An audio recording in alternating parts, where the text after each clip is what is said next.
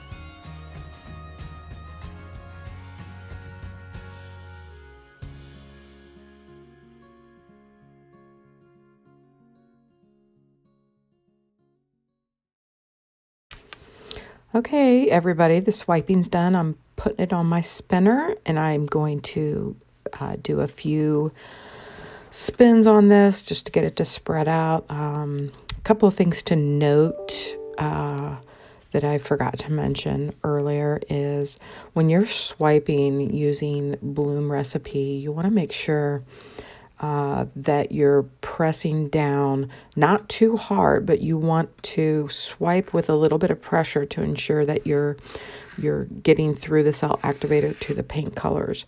Another thing, when you're swiping, the slower you run your swipe tool across the paint, the better the result. So keep those things in mind when doing a bloom swipe.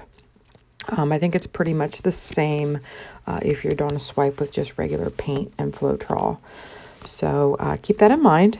So I will let you guys watch the rest of this. Obviously, it's sped up a little bit, so you don't have to sit through it. As you all know, I like to keep my videos nice and short.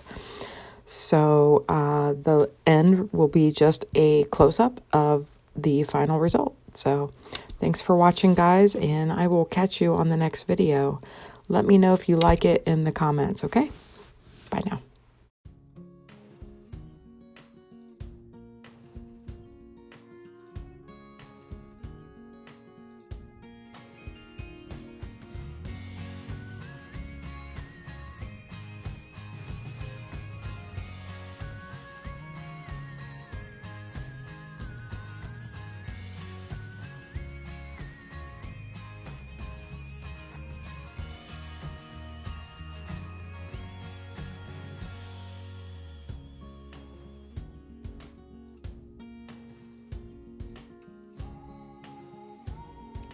Okay, guys, so here's the finished wet result. You see lots of really nice cells there. And I was hoping for that striped effect. Very pretty. Yes, I really like it. Please let me know what you think in the comments. I'm seriously thinking about making it into a clock. So I guess it'll depend. I'll have to lay some stuff out on it before I actually start making it into a clock, just to make sure it'll look good. But I'm super pleased with the result. If I haven't posted this video by the time it dries, I'll add a dry result to the end. All right. Thanks for joining me, everybody, and I'll catch you on the next one. Bye now.